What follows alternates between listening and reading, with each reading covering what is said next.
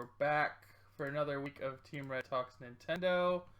I don't know why my stream is not going right now. It says it's live. But there we go. Now it's going. Okay, so yeah, we got a lot of stuff to talk about, from ARMS to Smash leaks to a whole bunch of other shit. So yeah, get excited.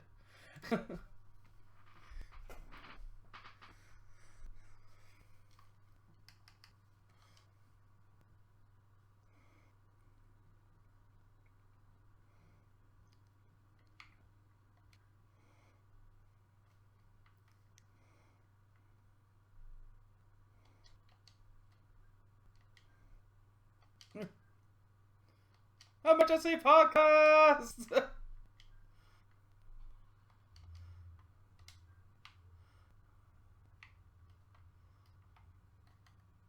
Yes, it is.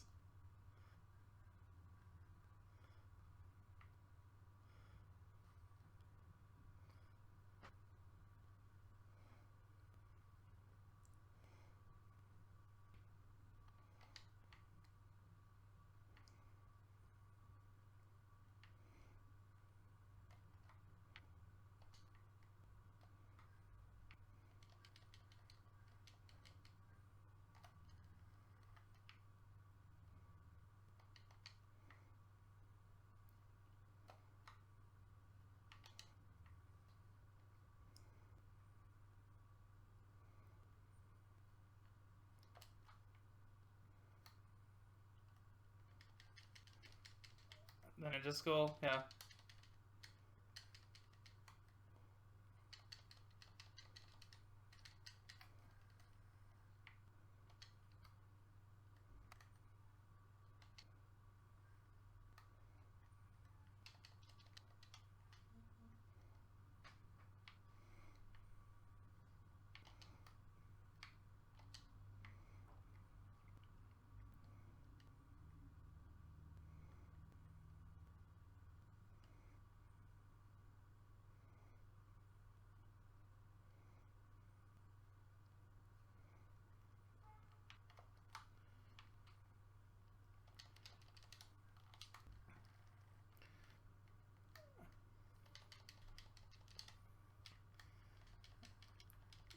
Alright, so yeah, ARMS, I played it 3 times, once on Friday and twice on Saturday. I did not play it on Sunday. So I got a good amount of time with the game. I tried each character, I feel pretty evenly, other than that robot chick. I don't like the robot chick or Helix, so I didn't play them too much. I ended up really liking Ribbon Girl, surprisingly, because the first time I played Ribbon Girl, I didn't like her. But then I played her again on the second day just for fun, and I was just fucking destroying dudes with Ribbon Girl, yeah. And surprisingly, I didn't end up liking Min Min nearly as much as I thought I would, because I thought she was like the most OP character from what we saw. But when I was using her, I'm like, this dragon's really slow. I didn't like it. Her main attack, like that big circle thing, that heavy attack, that was really good too. But like, it's slow, so she's a lot slower than I thought she was gonna be. Whereas Ribbon Girl's like super fast. All of her attacks are really quick, and she's herself is one of the quicker characters. I like the volleyball mode. It's pretty fun. It can get a little odd because sometimes you feel like you hit the volleyball but it's not moving, and then all of a sudden the other guy got a spike. So stuff like that, I don't know if that's connection issues or what, but little things like that are annoying. But I had a lot more fun with the game than I thought I was going to. And I didn't really get bored right away like I do with most fighting games. But I still have that fighting game feeling where it's repetitive, like to the point where I'll get bored in a couple of days, maybe a week. Which is that's what happened to me with even Pokken. I played for like a week or two, then I just got bored. So I still have that feeling, but that's just me because I'm not a huge fighting game guy. But I think if you like fighting games, there's a lot of stuff to enjoy in ARMS. Like the one-on-one mode is really hectic. It's fun.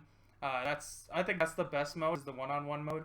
There's the tag team mode where you're tethered together, which is super funny. When you throw one of the opponents, it actually throws both of them because they're tethered together. So they just, like, if your teammate's fighting the other guy, all of a sudden you throw one of them, they both go flying. That shit is hilarious. But it sucks when it happens to your side. I really, really dislike the 3-person mode and the 4-person mode where it's like free-for-all. because I had major camera issues. I don't know if you guys ran into this, but like my character would constantly be switching their view of who they're attacking like on the fly based on who I was closer to without me telling them to do that. That was really annoying. I feel that's something that they could probably fix. But I thought the modes, there's a lot of them, especially for a game at launch. And next week they're going to give us the basketball mode. I want to try that.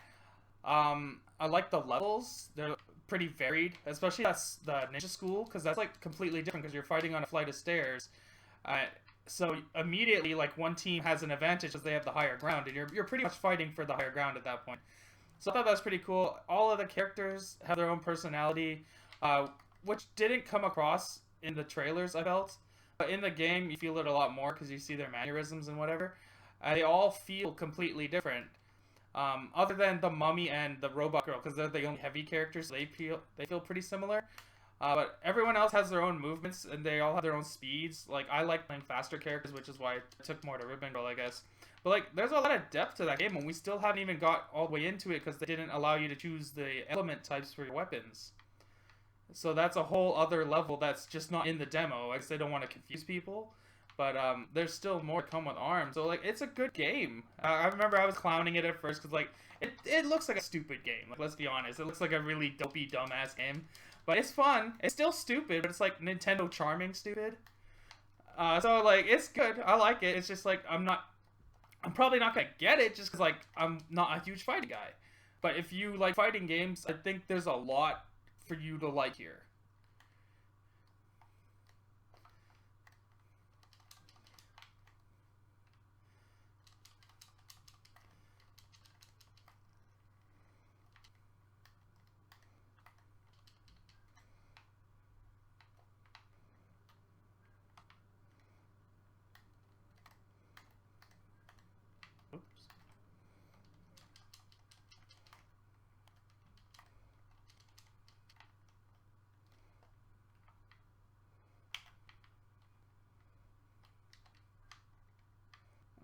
Springman? Yeah.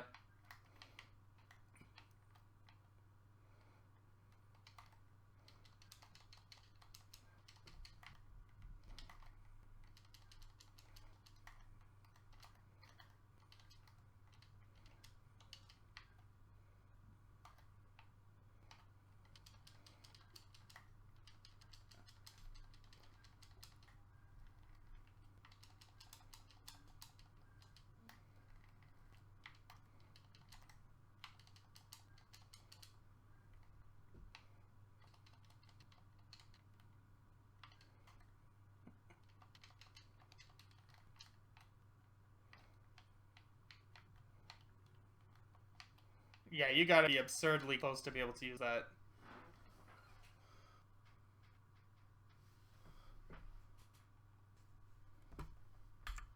Oh, I think my sound is wrong.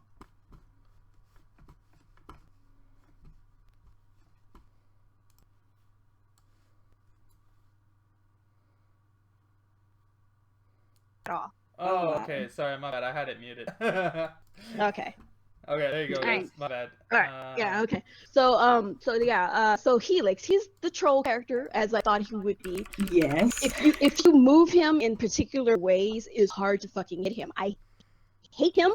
I hate fighting against him, but I love fighting as him. Yeah. So he's trollish against you, but he's trollish against others. So yeah, he was fun to play with. He's really weird moving. He bends and stretches in odd different ways and stuff like that. So he's really hard to get a handle on at first, but after you get used to him, it's really fun to play with him. It's irritating as fuck to play against him, and I hate it. Yeah. But he was actually one of my favorite characters thus far. Didn't like Min Min too much. Ribbon Girl was cool, but I'm not too keen on her either. And like I said, I didn't. Ninjaro, I did play him. Yeah, that ninja guy is awesome. Ninja is actually pretty Ninjaro good. was actually pretty dope. He's fairly quick. You know, he can move around and some disappear a little bit. And apparently Ninjaro was the most used character. Yeah. The person who got the most wins was the robot chick. Was the Mechanica, yeah. I know. That. Which is strange, because like, I found her to be terrible.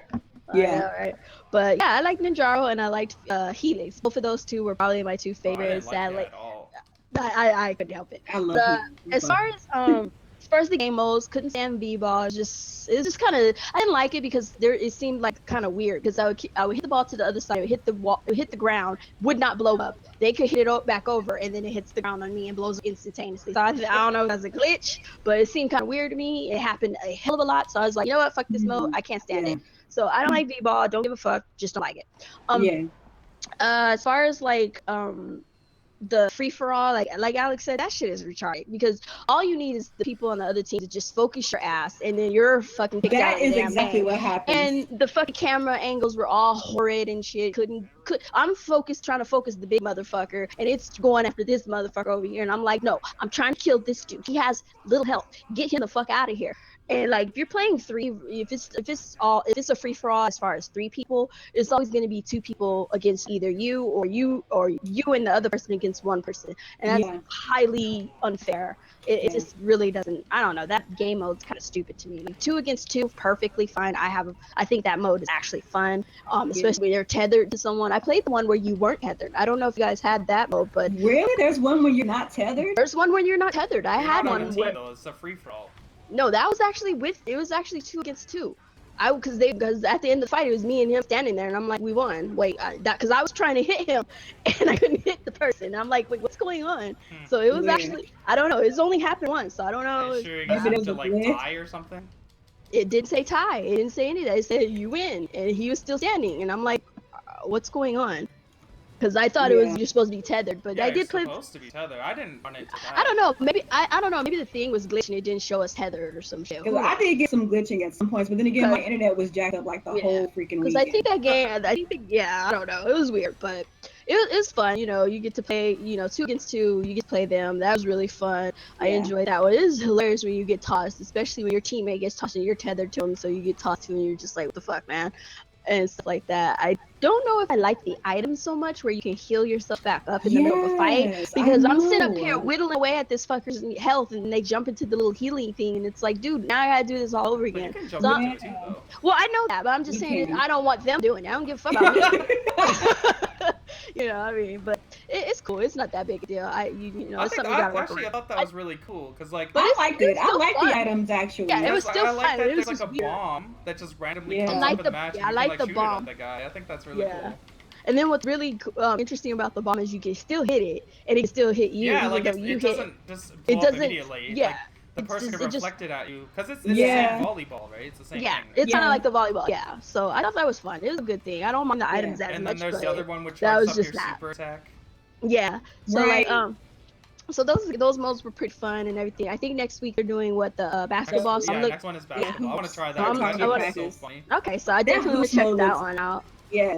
But that hoops mode might be the greatest of all time feature. It might. Who knows? I'll try it. I'll give it another try. Yeah. But I do have a typical concern. Is like I don't like motion controls. I don't give a fuck what anybody says. The standard controls are way better.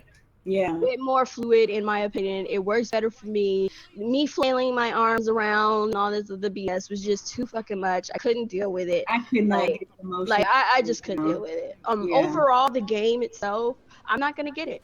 Unfortunately, as much fun as I did have, I don't really like the game overall. It's not something I'm gonna play on continuously. And this is surprising considering how me and Neil were always hyped about it. We were going. I'm not getting it. I'm just not gonna get it. I am gonna play next week when it comes back. Just try it out again. Make sure that I wasn't But when I first picked it up and played it, I didn't like it. It's because something about it just didn't. It's too fightery. It didn't surprisingly, yeah. And I don't like fighter games so much, but I think the overall thing was that I looked at it as not it being a true fighter, because it's a Nintendo quirky type of game. Like Nintendo makes quirky games, just like it's a shooter of sorts, but it's not your typical shooter. So with ARMS, it's a fighter, but not your typical fighter. But it actually has fighting elements in it. We haven't gotten to see everything because obviously it's just a demo, but I can tell that it's going to have fighter qualities. You got your ranking and all this other stuff. People are going to take this game fairly seriously on the Nintendo platform, as far as I'm concerned. And I just don't like fighters. And and after playing it for a while, I realized this is a fighter to me, and I'm not really interested in it.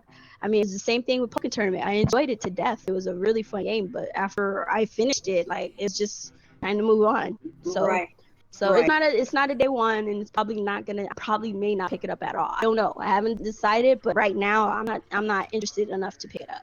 Right. I feel you. So I'll go ahead and get my quick thoughts and then we'll move on. Because only, like I said in the beginning, I only got a chance to play it once because my internet was like just crazy, like pretty much all last week. We've been having some issues with the router.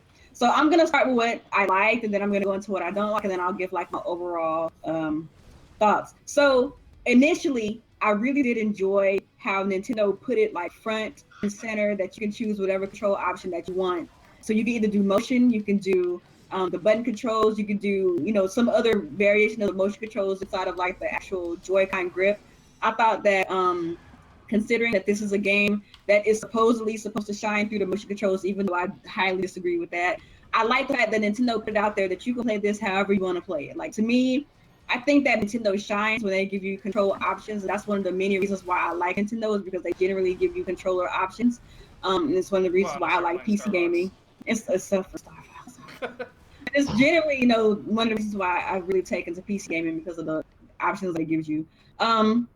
And so my experience is a little bit different, I guess, because I actually had a chance to play this locally. Me and my boyfriend, we squatted up as a team, and we went online together as a team and played against people online. Oh, so I thought cool. that it was, yeah, I think it's really cool that Nintendo is allowing you to like buddy up with people that you have with you locally, and then going online to play and things like that. So of course, you know, we had a chance to play the team 2-on-2 fighting, and then we had a chance to play the 2-on-2 volleyball. And then sometimes, depending on how many people are in the lobby, which I actually really like the way they do the lobby. Like the way they do the lobby is super interactive. Like it has like these little bubbles that shows you, okay, who's playing in a match right now and who's kind of in limbo waiting for a match. Yeah, and like you can see like the bubbles in the other rooms where like they're fighting and maybe like they're getting hit, and like little their icons like kind of grimace and like shake and rumble like they're getting I like up, that. you know? That was really cute. I like how they do the lobby. I think it's real cute, real dope. So you know, of course, you know, in the way that the only thing that I feel like is kind of disappointing about the way that they do lobbies is that it doesn't seem like you can choose, at least based on the global test punch. Maybe this is just for the demo. I hope it's only for the demo. You don't get to choose or prioritize what kind of game mode you want to play. Yeah. So like sometimes you might be in like like say me and my boyfriend, we would party up and go into an online game. Maybe it's 2-on-2 or both of us are on a team, or maybe the game will randomly select one of us to spar by ourselves against another opponent that was by themselves. You know what I mean? So then it was the same thing with V-Ball, and then sometimes it'll put you on a 3-on-3. So you don't really have to choose if you want to do 3-on-3, if you want to do versus, if you want to do V-Ball. They kind of just kind of put you in like a random room wherever you kind of lay. I'm not really feeling that. Like I would like to be able to have an option to say, okay, well, I prefer to play V-Ball today, so just put me in all V-Ball matches. You know what I'm saying? I would like stuff like imagine they're gonna allow that. I'm hoping so. I think that's a pretty basic thing. Yeah. But yeah, like I choose didn't. what kind of game mode you want to play. Yeah, like I like the idea of the party, because like one thing that I noticed is when they put you in a party, like that lobby is where you gonna be. So you're gonna run into like the same like 10, 15 people, however many, 20 people. You're gonna run into them like through the whole time you're playing, however long it's time to stay in the party. I like that. That's dope. I just don't like how you don't have a preference on where you want to go. Like that's kind of stupid. I also liked I'm the opposite of y'all. I really like V-Ball. I thought V-Ball was amazing. I just didn't like it. Kuuppon didn't like it. I thought V-Ball was freaking amazing. Hilarious. I loved it. I think I like V-Ball more than I like straight up fighting, and I thought fighting was fun as well. But you know, just like Alex and Kuuppon, I'm one of those kind of people where I'm not really a fighting game person. Like I'm super like mad casual when it comes down to fighting games. Like I buy fighting games here and there. Like I bought Smash Brothers. You know, I bought variations of Tekken. Me and my boyfriend just recently got Injustice 2, which is amazing. But when it comes to games like that, I have a preference for playing the single player stuff, like the campaign stuff, which is why I didn't get Street Fighter 5, because they kind of slacked on that department in the beginning. But like when I play fighters though, it's more of like, I don't play it for the same reason a lot of people play them. Like I don't really play them for sparring. You know, I'm not really a fighting game person. I don't really try to get up to speed, learning all the combos and Yeah, stuff the like little that. ranking and all that Right. stuff. Yeah. Like, so for example, if I'm playing Smash Bros, I'm playing it for, like, in the case of Brawl, Subspace Emissary, I'm playing for Adventure Mode, I'm playing for Break Targets, I'm playing for the challenges, I'm playing to get, like, the collectible trophies and stuff like that in the game. Like, that's the stuff that I do. So I really like the fact that ARMS allows you to play things like the V-Ball, they allow you to play hoops, they allow you to play the target practice. Like, I like stuff like that, like the 100-man thing that they have. Stuff like that is probably what I'm gonna be doing whenever I eventually get ARMS. And I kind of had a feeling that ARMS was gonna be like Smash for me because it's really quirky and fun and stuff like that. But I knew that at the end of the day, like, this is a fighting game that Nintendo is really trying to push in esports. Like, they're really trying to make it like a fighter. So, there's like all of these customization options for the ARMS, which we didn't really get to try for the test punch and stuff like that. So I knew I was gonna come out of it feeling the same way that I feel about Smash Brothers. I'm not really interested in like sparring online. It's more like, what can I do outside of like the main arena of the game that kind of can keep me interested? Because I could probably play V-Ball forever, to be honest with you. And for me saying that, I'm going on to say that I really like ARMS. Whether or not it's going to be a day one just kind of remains to be seen. But I do know that at some point I will be getting ARMS because I do like what is there. And I think that there's enough single player content and a little aside stuff that can keep me interested, at least for a little bit, considering that I am a casual fighting person. You know what I mean? I think I like the game enough. I like the dynamics enough. I like the characters enough to where I'm willing to give it a buy. And that's kind of where I am on that. But I don't really see myself going hard body the same with Smash. Like, I played Smash for a little bit. I finished all the challenges I wanted to do and I kind of put it down. You know what I'm saying? Like, that's just me. Yeah. One thing I didn't like, and then I'll move on because we've been on this for like 20 minutes now. I did not like the fact that you could not go to the home menu from online. Yes, I did not that like was it at stupid. all. I hope they fix that. I know the reason why they did it is because there's a lot of people that are going to be playing with Joy-Cons probably. Yeah. So they wanted to disable the home button so you don't accidentally press it while you're in the game. But they need to have some kind of way to where you can go in and take that off. Because say if I'm playing ARMS and somebody wants to play a mode with me, I can't go to my home menu and add them so that they can come and play in the game with me. That means I got to back all the way out of the game, then go to my friend list. Like, no, that's too much. Fix that. I don't like that at all. Like I think I like the fact that noticed that, but that's pretty like, dumb. Yeah, like the fact that you can't they should have it disabled for like while you're in the fight, so you don't rage quit in the fight. But when you're in the lobby, definitely you should be able give to do us the option. Yeah, give us the option to get out and go. Use the home screen and get out of the game, or go back to the title screen or something while you're in the lobby. You're in lobby. Yeah. Or at least have it to where I can add friends to, because like when you look at the screen, there's a friends option in the game. So hopefully that's kind of like a little like alternative way of getting into your friends, and it maybe goes to like your system friends or something. Because I mean that's a better way of doing it, I think. If they're gonna completely omit the option to do the home button thing, but I don't like that. If they can disable that in some way, I hope that they do. Hopefully it's not like a hardware issue and they're framing it as something that, oh well, we don't want you to accidentally hit the home button while you're in game, Right. So I don't like that.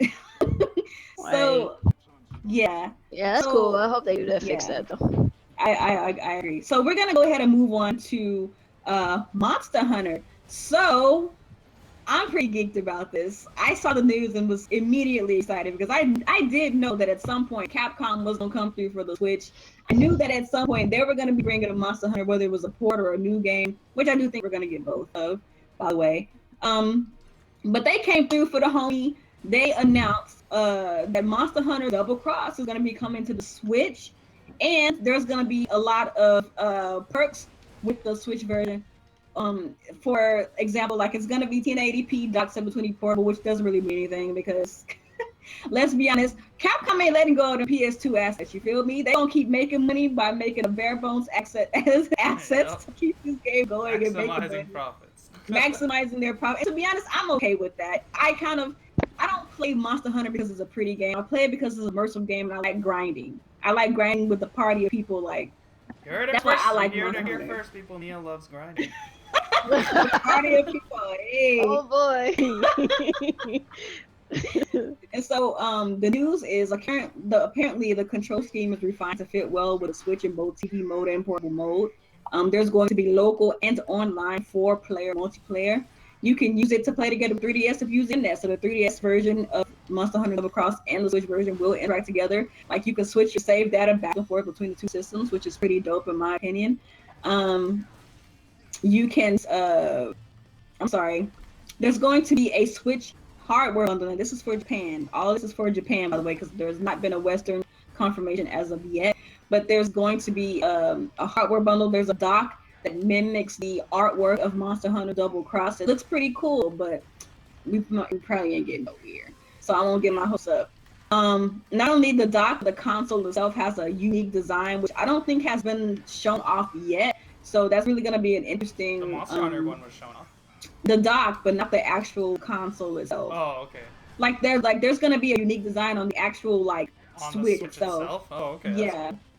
And apparently it's got a refined UI. So I guess the UI is going to be a little bit different on the Switch, considering that it's only going to be one screen versus two, like on the 3DS. And so, yeah, so right now, all we're waiting on is a Western release. I'm really excited for Monster Hunter Double Cross coming to the Switch. I feel like Capcom is making a great choice. This is going to sell like freaking hotcakes in Japan. Like, they're all about portable Monster Hunter. In the West, we're all about Monster Hunter on our TV. So we all win. I really hope that at E3, they talk more about it, and hopefully they confirm a Western release. Anybody want to talk about Monster Hunter before we move on?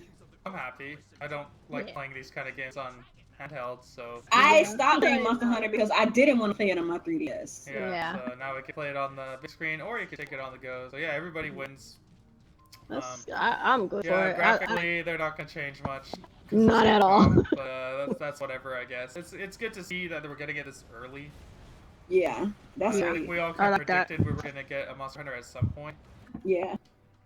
So it's good to see. Like, this is a big franchise for them, so it shows that they have faith in the Switch instead of just playing only on the 3DS. Pretty excited. I am absolutely. We gonna squad up. We gonna go in like we did with Xenoblade Chronicles X. Yes, I'm so excited. I love Monster Hunter. Like, when I played Monster Hunter on the Wii, and I played it on the Wii U, and I got Monster Hunter 4 because I was already invested. Because my first entry into Monster Hunter was console.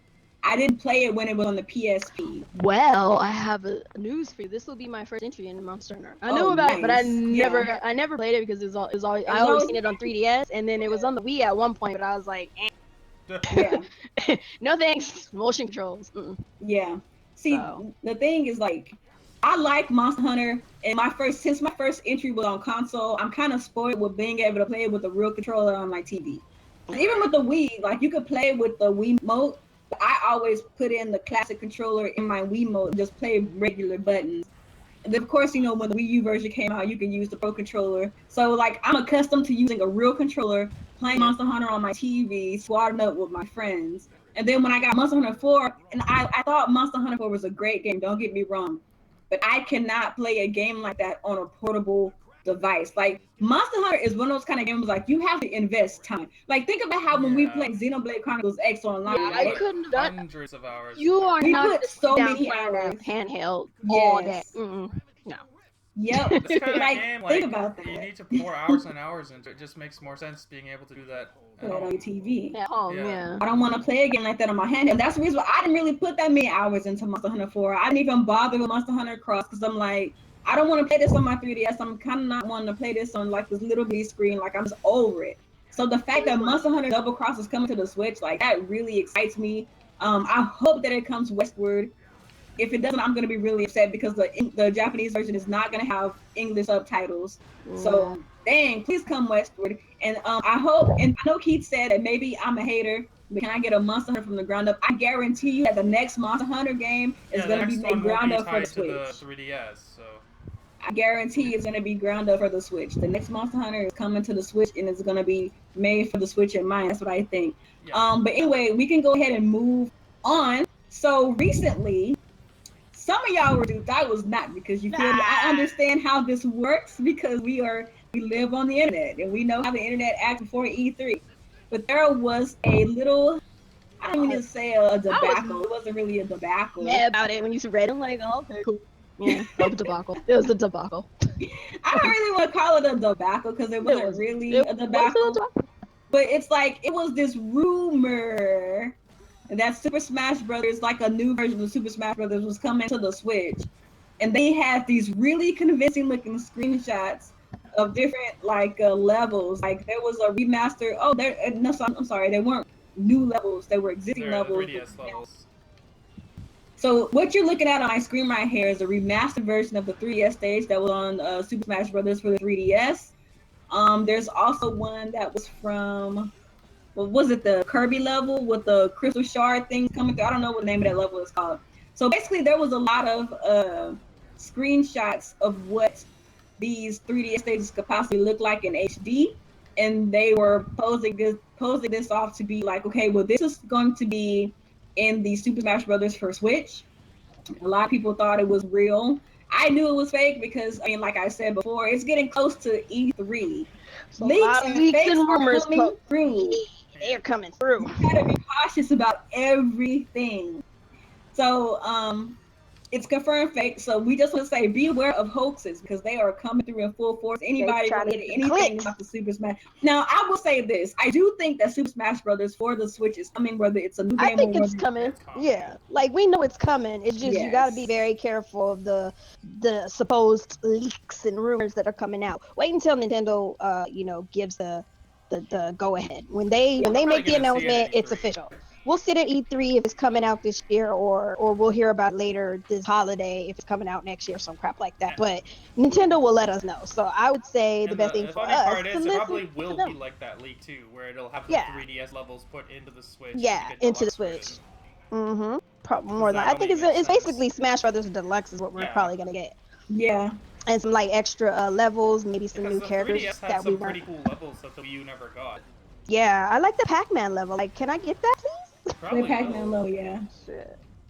But yeah, we might get some extra characters thrown in that we weren't expecting or something like that, and maybe you guys finally get your whatever dude or whatever King K Rool or some shit. I don't know. Can we say King K Rool in like the vault where he belongs? Nobody cares about King K Rool. Why do people care about King K Rool? I don't know, but they want him so bad. He's a prominent villain in the Donkey Kong series. You know what? Maybe you'll finally get Ridley. That's not I don't want Ridley. I don't want Ridley. I mean, Ridley, he's already where he's at. You ain't getting Ridley. I mean, he's in the game. You just ain't playing with him, so stop it. Well, since we're on the topic, is there anybody that y'all would want? Like, let's say that Super Smash Brothers for the Wii U is being ported over to the Switch at some point. What characters that were not in the Wii U version do you want to come to Super Smash Brothers? I can already think of two, a dynamic duo. Well, y'all already know. Well, they can bring back the freaking ice climbers. Exactly. That's exactly what I was thinking. Bring back they can bring back the ice climbers. I don't know why they got rid of them. Bring the ice climbers back. They deserve to be back. Can we get an upgrade of Link? I'm tired of but what is he? Skyward Sword or Twilight Princess? Twilight Princess. Can we get Breath of the Wild Link now? His items break. Thank you for bringing that up. Can we please get rid of the Twilight Princess assets, please? Like I'm sick. Oh my god, I'm It's the only one that's more gritty. Princess Zelda, Ganon, and freaking Link. That's the best looking Link and Zelda. No, I love Breath of the Wild Link. I think it's up there now. Nah. Revise. I'm so sick of Twilight Princess Zelda characters. Can we do better, please? Bomberman would be awesome in Smash. Bomberman would be interesting, actually. I wouldn't. Bomberman in Smash would be hot. Like he could use his bombs. Like I could see that being a thing. That'd be cool. Yeah. Yeah. But I don't know. We'll see what happens if we get new characters. I'm sure we'll definitely get new maps. They'll probably add some extra game modes and something and whatnot. So it'll come when it comes. But be very mindful of rumors and leaks and things. Because E3 is around the corner and people are trying to get clicked like it's crazy. So that's all that is. It's basically about the clicks. They want to get these clicks and want to get these views. So I think it's interesting because I feel like who was that with the subscribe? Shout outs to JT Bomb 3000 with the subscribe. So here's the thing about Super Smash Brothers though. Like I feel like Super Smash Brothers for Wii U and 3DS was such a huge undertaking. Yeah. Like I feel like, I mean, regardless of what the esports people want to say, Smash Brothers for Wii U and 3DS or just called Super Smash Brothers 4. I feel like Super Smash Bros. 4 was the most ambitious Smash Brothers that Nintendo has ever made. Of course. It has the most. It has the most characters. It has the most stages. It has the most content, pretty much of any. And a lot of outside third-party support, like type characters. Yeah, that you did not think were coming. Cloud, freaking Ryu. Everybody told me Bayonetta wasn't coming. I told y'all Bayonetta was coming. You don't listen to me. Bayonetta, that's another one who's there. Who else She is in the coming. game? She coming. She here. Like, there's a lot of there's just so much going on with Super Smash Bros. 4, plus all the DLC content, which is a ton of it. So it's like, what can they even do? That game has a lot in it, like music, stages, characters. Like, Yes. I mean, how can they top that? How can they deluxe it if they're bringing it over to Switch? Or how could they top that if they were gonna do another one from the ground up? Is all I gotta say. It's like you're gonna have the current roster and then extra characters. Like who? How in the world can you make Smash Brothers better? I guess you could probably fix the controls for people who actually want to play competitively. But for like the casual, I mean, we gonna play Smash regardless, you know? Like, what can you possibly do to Smash Brothers to kind of make it better? Like, what could you possibly do? I don't know. I don't know, but hey, they'll figure that out. We're gonna get a Splatoon stage. I'm pretty sure we're gonna get one of the little Splatoon characters, and maybe Arms characters. I don't know, because why not? Arms characters, why not? Put Springman in Smash Brothers. Yeah, Springman and Ribbon Girl maybe. Yeah, Springman and Ribbon Girl would be a good addition to Smash. But let's go ahead and move on to Platinum Games. So apparently, Platinum Games is making something for the Switch. We don't know what it is yet, so let's check it out. So it says Platinum Games are developing something interesting for Nintendo Switch. Atsushi Inaba, who is Platinum Games' head producer, has revealed to Famitsu that the esteemed company are developing a new game for the Nintendo Switch. Inaba wouldn't give much away, but simply said that the project is currently in development for Nintendo's latest platform and it is interesting. Here's what he had to say. How's the compatibility with Platinum Games? And he goes, quote, unquote, I think it's good. We've also already declared that we're going to participate. During the announcement event for Nintendo Switch, there's the Platinum Games logo showing up secretly. Then the reporter said, is something happening? And then Inaba says, we're creating it, you know. I think it's going to be interesting. So we know that Platinum Games is making a new Nintendo Switch game. I'm going to give the floor to Kuuppon first. We're going to do this round table style. What do you think they're working on? What do you want them to be working on? Well, I definitely want Bayonetta 3. I'm pretty sure that's already coming, regardless. But I think it's something else. It's probably, because I'm pretty sure they were working on Bayonetta 3 while they were working on 2, and they're just continuing on from there. Yeah. But as far as what I want to see, I don't even have a freaking clue. Oh, it would be nice if we could get Scalebound from them, but obviously that ain't a thing. But it would be, I don't know, like maybe Vanquish 2 or something. Yes. I have no freaking clue what possibly we could get, and I'm pretty sure. I honestly want to see them make something new. Like I'm pretty sure we're gonna get Bayonetta regardless, and I hope what they're working on right now, because it sounds like they're just starting it. So if they're just starting to work on it, we obviously aren't gonna see what they're working on right now this year. Maybe not next year, who knows? But whatever it is, I hope it's from the ground up. I hope it's new and fresh, and I hope it's something that only Platinum can do. Because Platinum is like.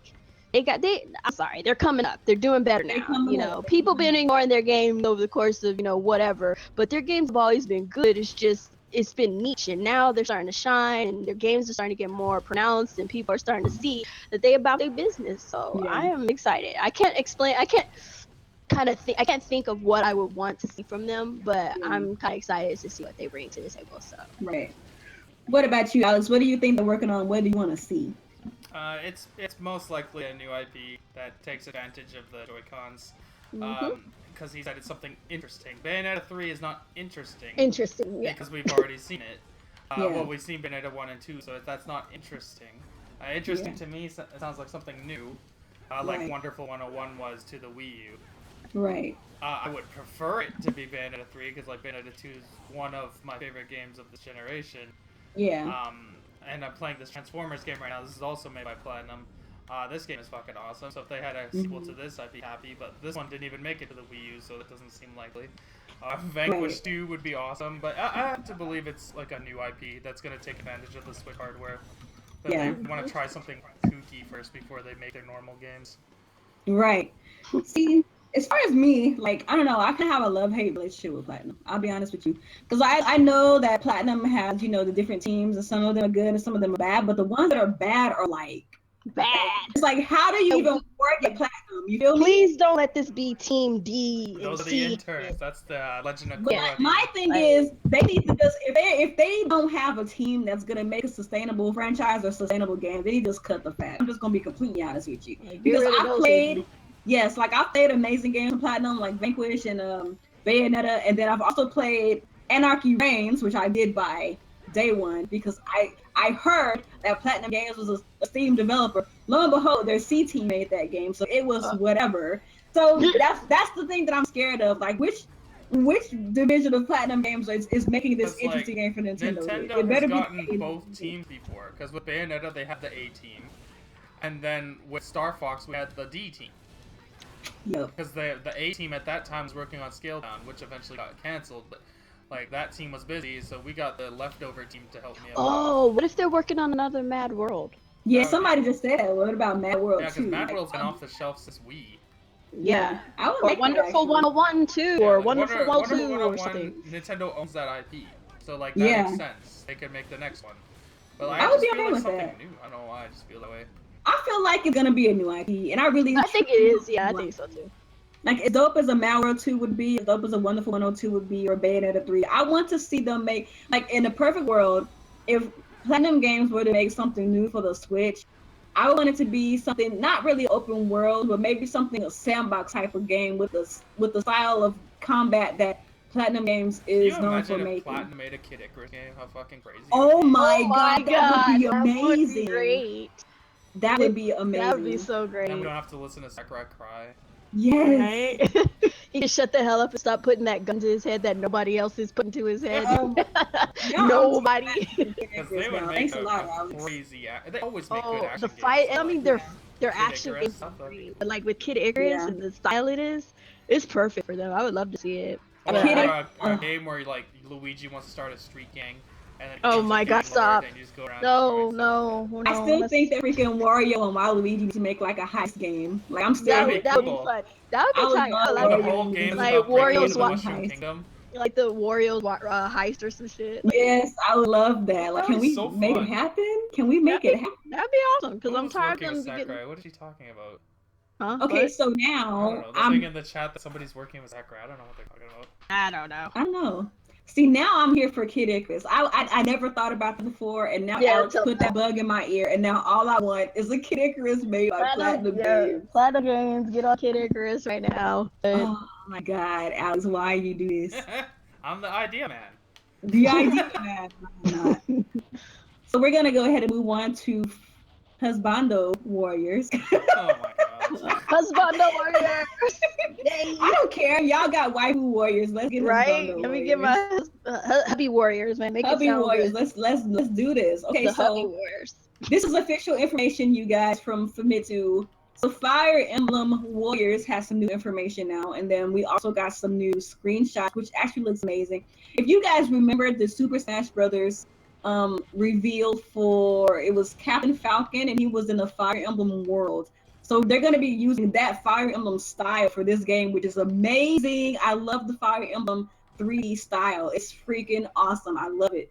So they're going to be using that art style for the game. And this is some confirmed information. We have two new characters that are going to be in the game. They're going to be two new original characters. Let me see if I can find those for you. Shout out to B Money 101 for the sub. I appreciate it, fam. So here's what we have here. So we know that Martha's going to be in the game, of course. Martha's like the face of Fire Emblem for the most part. God. I don't care. I love Martha, even though he looks prettier than me. But it's fun. He's cool. It's all good. I like Martha. You know, he's regal. He's royalty and all that.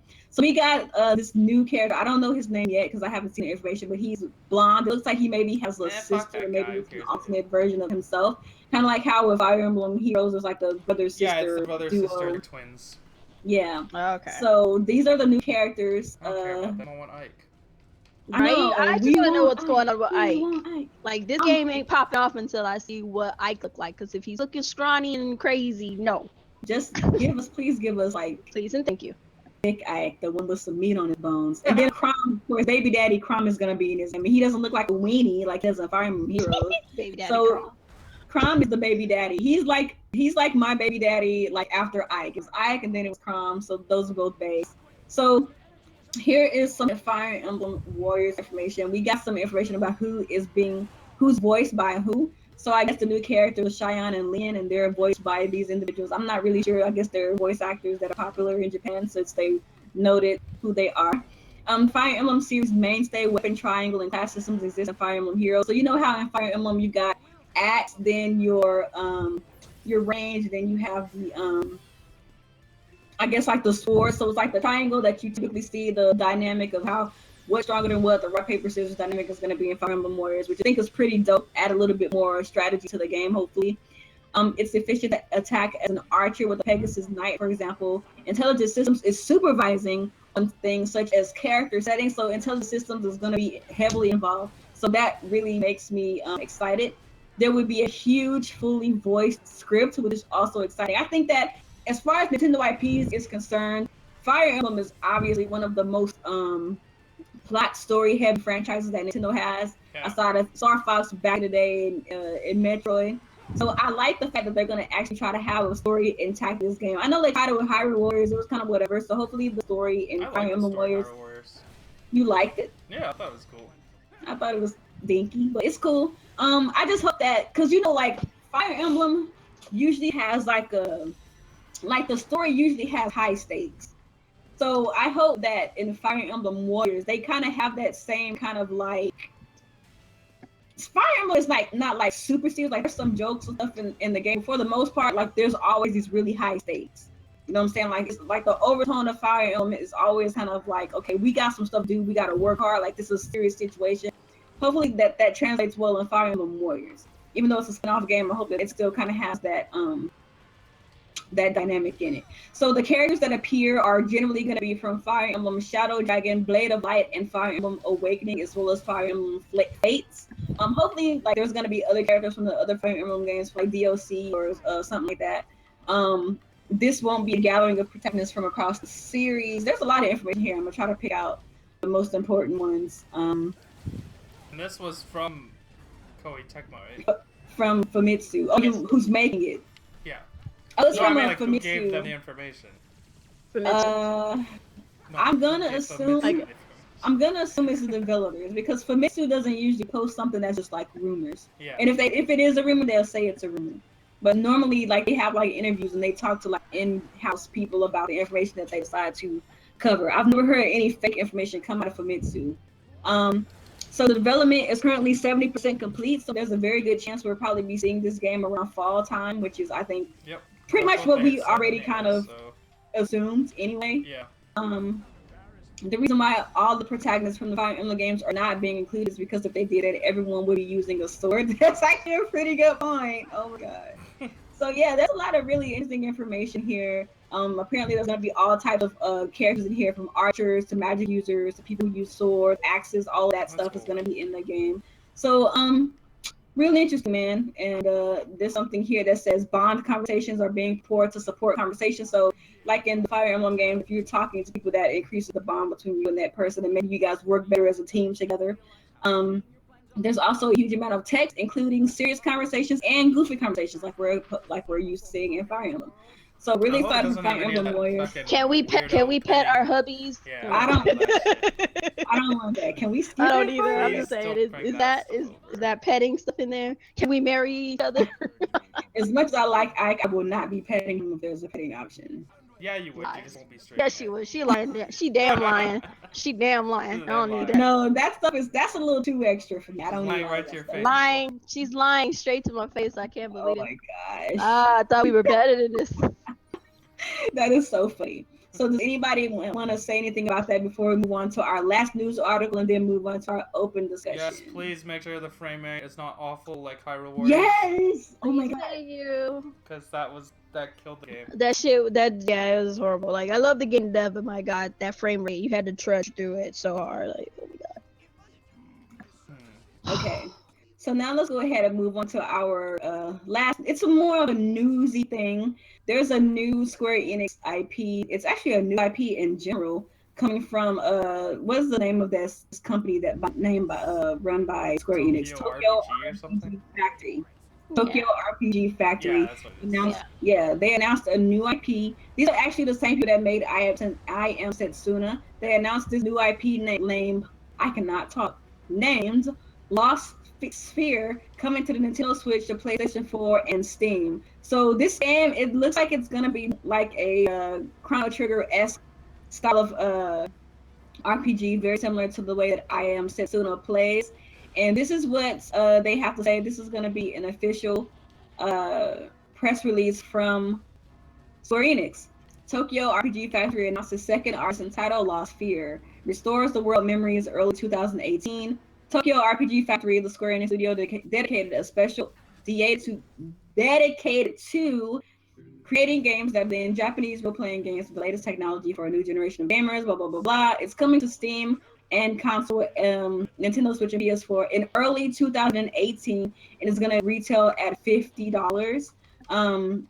The adventure Lost Sphere begins in a remote town where a young boy, Kanata, awakens from a devastating dream to find his hometown disappearing.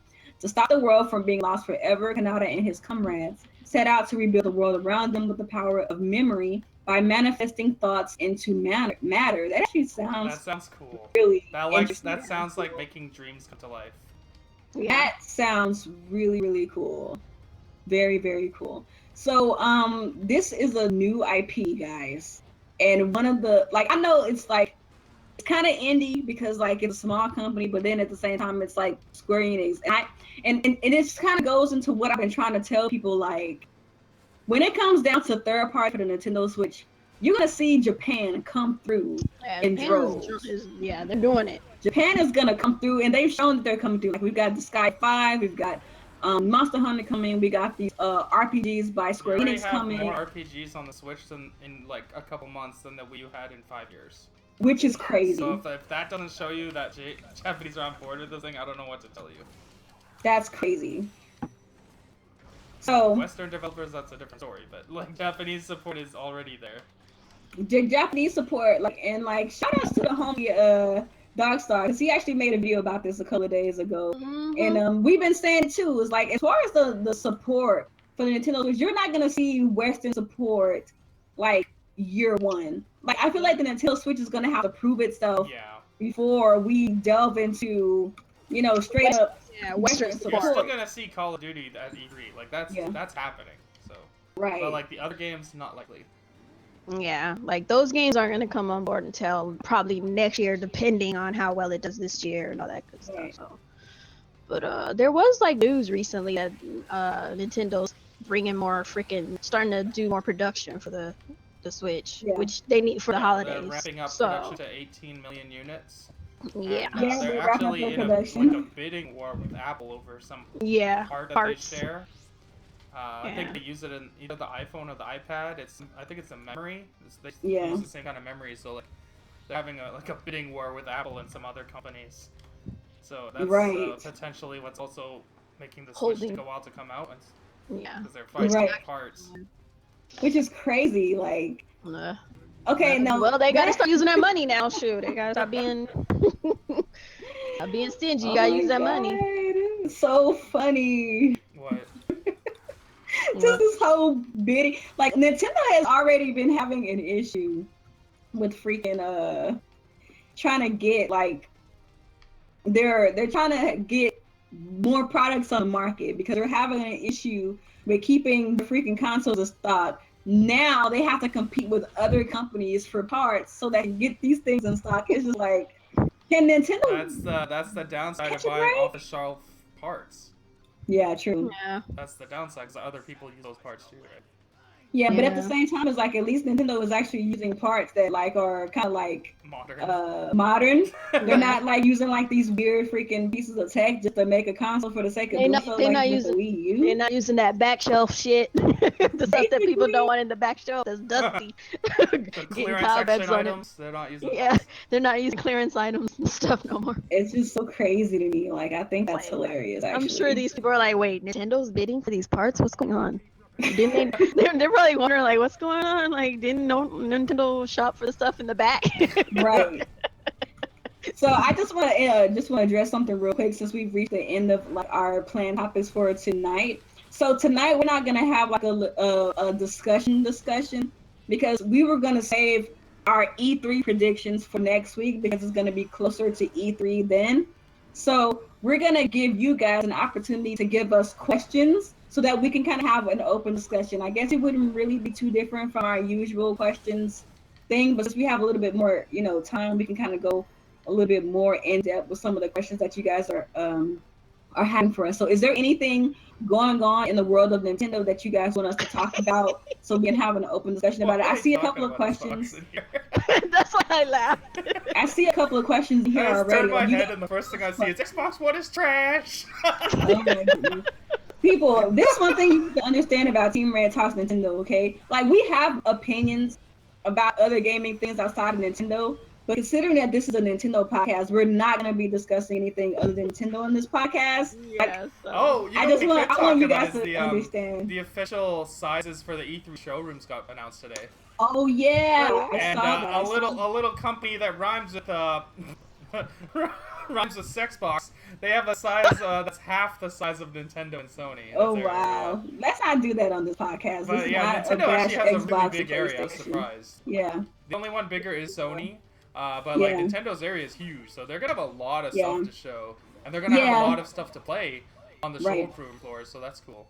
Yeah, they had something like, I think Sony had something like 42,000 square 40,000 or feet. something. Yeah. Nintendo had something like 38,000 square Very feet. And I close. think Xbox Yeah. had something like 17,000 square feet or something Yeah, like it's that. just So enough room to show the Scorpio and like Five Guys. Stop face it! clap. Stop! But, Stop! like, Alex, stop. I'm just Oh saying. my God. They got enough room Can for we Scorpios not? and This- paid clappers. Don't This worry. is not a We not bash doing of the that. console I'm not bashing podcast. it, This is a it's just a Nintendo fact. Hold on. podcast. Hold on. Feeling facts. That's all. Just remember, send all your hate to Alex. Send all your hate Gaming, to Alex. because the rest of us ain't about that life. We don't give a shit. Yes. I just want y'all to know that this is not one of those podcasts that's supposed to be about something, but we actually talk about Yeah, other we're stuff. talking Y'all about know what I'm Nintendo. I'm talking just saying, about. like, Nintendo has a That's really just big Alex show. being Alex. It's Alex bigger being than, I Alex. think it's bigger than That's just last Alex. year, right? I think so. When? Wait, is it? Their floor area is larger than last year, right? Nintendo. Well, they only had this Zelda last Yeah, year. but they made so that yeah. crazy Zelda display. They That thing was did. awesome. Yeah, because you remember, That like, was they pretty had crazy. all that space, and we were like, oh, they're going to show a lot, but they actually ended up just showing Zelda. just like a so- Zelda theme park. But I mean, it was essentially Like, that Zelda I theme park. guarantee That was pretty you cool this though. one is gonna be a Mario theme park. It is Probably. because Mario Odyssey. Yeah, and Mario all. Odyssey is obviously the front and center. Yeah. But it's gonna be cool. Like the Zelda one was really cool. So That I think, Zelda display was like, the dope. Like, I Mario one saw would be like the better. videos and stuff of how they had it set up. Like, it actually looked like you were inside the world Yeah, I of Breath of wish the I was Wild. there. So dope. That would have yo. been So nice to dope. go to. And then people We got actually special go to coins and E3 now. stuff. It's open to the public. Yeah, Yeah, now yeah. the time after the freaking Zelda fucking Yeah. event, you bitches. Well, I like Mario, so I would have. But it's cool. Mind being there for Mario's. It's cool. So I got some questions here. We can go ahead and address those if You'll you have to guys read the would like to questions go unless I ahead do, and. but I'm too busy fighting. Nobody's talking Let's about talk that. about fucking Xbox. Give questions, fools. All right, yeah, they're so obsessed with Xbox. Like, dude, this is not the cast of that. Do that. You for want real Xbox? gamers. We'll talk Because about they're shitty-ass they're Xbox doing on Thursday. they're don't doing it worry. to troll. They're doing it to troll Alex. It's whatever. But go ahead. Yeah. Ask a Okay. question. So I have a question from Darkstar. Shout out to Darkstar. Thanks That's a to Darkstar. homie. That is the homie. Darkstar. I know you getting Shout out that. to I know you Darkstar. getting that Monster Hunter. You gonna roll with Yeah, us, right? he's gonna That's get 4 Monster deep Hunter. right here. That's 4 deep. Oh yeah, he said we should squad up. That's what That's Darkstar what's up. said. Yeah, that's cool. Are you We sure can do we that. shouldn't play it on the real console though? Keep it real. Oh, keep it real, Stop. bro. Keep it Keep Ask the it question. real. Yeah, ask the question. I'm sorry. This is funny. It's so funny. Inside Okay. jokes. Okay, so I have a question from the homie Darkstar. Shout out to Darkstar. Go check out his channel. Got a really Check out dope his channel. He has a cool speaking voice. He has the best voice, dude. Like the best voice. There's a lot of questions here. This is actually kind of overwhelming. So anyway, Darkstar's question. When do you think Western third-party devs will finally decide to support the Switch more? From Darkstar. When the Switch outsells the Xbox, and then that becomes the second platform. I think that year 2 and year 3 is when they're gonna come through. Yeah, I think so too. We're not gonna see too much from them Year this 2 year, would be obviously. the earliest. But year 2 is the earliest, and I think year 3 at the latest. Because you guys gotta remember, like a lot of these games are in development for like 3 or 4 years. Yeah, and And they're very they're not just gonna out of the blue start making a Switch game. yeah. Like Right. they're gonna do it Or for stop the production next to make budget one for games. them. Yeah, like Yeah. even Assassin's Creed apparently is not coming to the Switch. So like, they're not gonna stop production of Assassin's Creed just to put the Switch version out. It's not happening. Yeah, Yeah. yeah, that costs money, And that's time, just what it energy, all is. that Like, good stuff. That's the issue Nintendo has making a new console in the middle of a generation. Mm-hmm. So That's that's a really good whatever. question, But like you're gonna yeah. get stuff eventually, especially as the install base grows. Yeah. Because like even now you're Yeah. seeing success with games that wouldn't have succeeded on the Wii U. Like Pac-Man, Yeah. or not Pac-Man, Bomberman sold Bomberman. well. I Am Setsuna sold well. There's a bunch of like smaller games that are selling well, and it's good, different audience. A lot of Wii U audience would bought these games. Yeah, I know. Like, I think that the Switch is gonna be like. I think a lot of people are asleep. I think the Switch is gonna be really something people will actually feel compelled to play third-party games on. Whereas in the past, like nobody would really want to play Nintendo games because they would always be the inferior Worst version. yeah. And don't get me wrong, the Nintendo Switch is not really pushing the mold as far as graphics are concerned, but it has more of a It has the on-the-go and appeal. local co-op going for it, which I'll take over graphics. It has more of an appeal that people will want to go ahead and Like, it's my dedicated indie box now. Like normally I would buy indie games on my PC, but like you could take this with you and do local co-op on go. That's perfect for indie games. Right. Yep. So I got another question, and these are actually really good questions. Two-part questions from Mr. Muhammad Alavi. Oh god. And he says they're actually good questions. Oh really? They're actually cool questions. Cool question, guys. So, Oh my god. do you think the Switch can compete with the Scorpio? Is that the first question? That's what he would ask on my side. he said, how did you all get introduced to Nintendo, and what major third-party releases will determine if the Switch is viable for long-term third-party support? Oh, that's a cool question, guy. Round table style. Alex, you first. So when I was born, fun fact, one of the nurses was actually playing a Game Boy, and I saw the Game Boy and I took it out of her hands, and then I've been playing ever since. That's a real story. I'm so done with you. I'm so done with you. That's what happened. My first Nintendo console was the original Nintendo, Super Nintendo. Yeah, so. Yeah. Yeah. So I was introduced to Nintendo with the NES, but I didn't fall in love with Nintendo until the SNES. That's really where they shine for me, because when I was playing the NES, I was way too little for it to kind of register. Like I think everybody was. Like most of us were at that time. I was like, what the hell? For me, it was Super Nintendo. I played the NES because my neighbor had one, but like I was too young to really understand what was going on. All I know is I died at that first Goomba. That's all I know. Everybody did. I know. That first Goomba killed a lot of people. That's a real fact. His body count. That Goomba has more confirmed gamer kills than any other character in any other game. Ever. That first Goomba had a mad body count. Yep. He has a mad body count. That dude took everybody out. That Goomba is the #1 serial killer in the world. Nobody. I think that's actually hilarious when you think about it. MVP of video games everywhere. So in the second part, like a generic Goomba has more kills than any other gaming character of all time. Yeah, that is kind of funny. That's so funny. So the second question to Mr. Alavi, what major third-party release will determine if the Switch is viable for long-time third-party support? That's With easy. Titanfall 2. Oh, but that's never coming. That's the game. If we don't have Titanfall 2, we might as well be an Xbox. Kuuppon, you go first. Alex, shut up. Go first. Okay, what was the question again, though? What major third-party release will determine if the Switch is viable for long-term third-party I mean, mostly support? Call of Duty. I mean, like, if you don't get Call of Duty, most the day of these you people lose Call are of Duty on your platform is the day your platform dies. like, And that's exactly what happened to Wii U. Exactly. Yeah, it's Call of Duty. So, I mean, a lot of people scream and holler, "Oh, COD is overrated," but it's Call of Duty. Come on, everybody plays COD. You need Like, Call of if Duty you on your don't get platform. COD, if you don't get Assassin's Creed, if you don't get Grand Theft Auto, You know, the year-to-year those are the freaking big games. games. Those And the those sports third-party games, games that come, the third-party games come every fucking year. If you don't get those, it's obviously, those are the games that that are in the top 10 consistently. Yeah. So, yeah. The yearly franchise games. If you don't get stuff like fucking like Borderlands or whatever, like nobody cares. Nobody cares. Yeah, nobody cares. Not everybody's trying to play that game. Yeah, but like stuff like Overwatch, that's a huge game. Yeah. Stuff like Grand Theft Auto and especially Call of Duty, even like to Battlefield. It's not as popular as Call of Duty, but it's a huge franchise. But to an extent, it's still one that's up there. So yeah. Yeah, even with like freaking like the sports games, like the sports games are really EA games. Oh hell yeah. EA has a ton of games that the Switch could benefit from. I wish Nintendo would actually partner with EA and make like Mario sports games. That'd be so that cool. would actually That'd be nice. Yeah, like, the Mario sports games. We haven't seen a Mario sports game in a minute. Like real Mario Like sports a good game, not one. that tennis bull Like crap. the tennis one on the Wii U was That very was- bare bones. That was not good. Like it's weird because like the 3DS got a sports game after that tennis game. And it was actually really good. And it was the a really little good tennis game. mini game was better than the Wii U's full tennis game. Yeah. So I didn't understand that. That was really annoying. But Yeah. Maybe get another Mario Strikers or something. Yeah. So, Or Mario's what's yeah. that basketball game called? Mario Hoops or something? Mario Hoops, yeah. Hoops. I think it was Hoops. That was cool. Yeah. Something like that. Yeah. So I have Yeah. another question from Keith Norris. But is it a cool Should question? X is it a cool? It's the coolest question. Oh dang. Should Nintendo follow suit with something similar to Xbox Game Pass? I'm gonna pass it over to Alex first. Yeah. Oh Jesus. Obviously.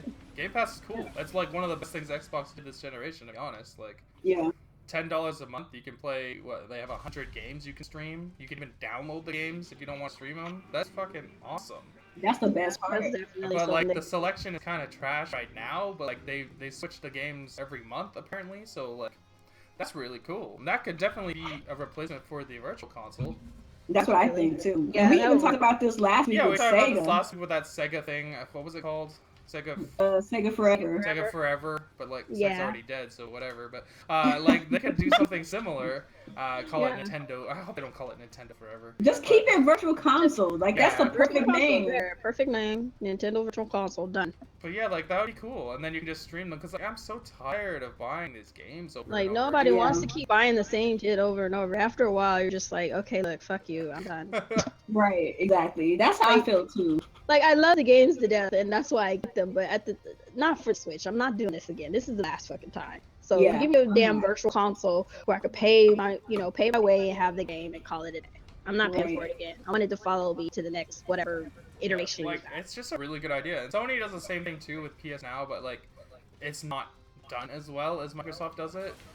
Because Sony's is $20 a month, and you cannot download the games; you're only streaming them. So it's an inferior service to what Microsoft's doing. Yeah. Like Nintendo would be smart to do something like this because it obviously They have these this kind of crazy services make backlog. money. Because like look at Netflix. Yeah.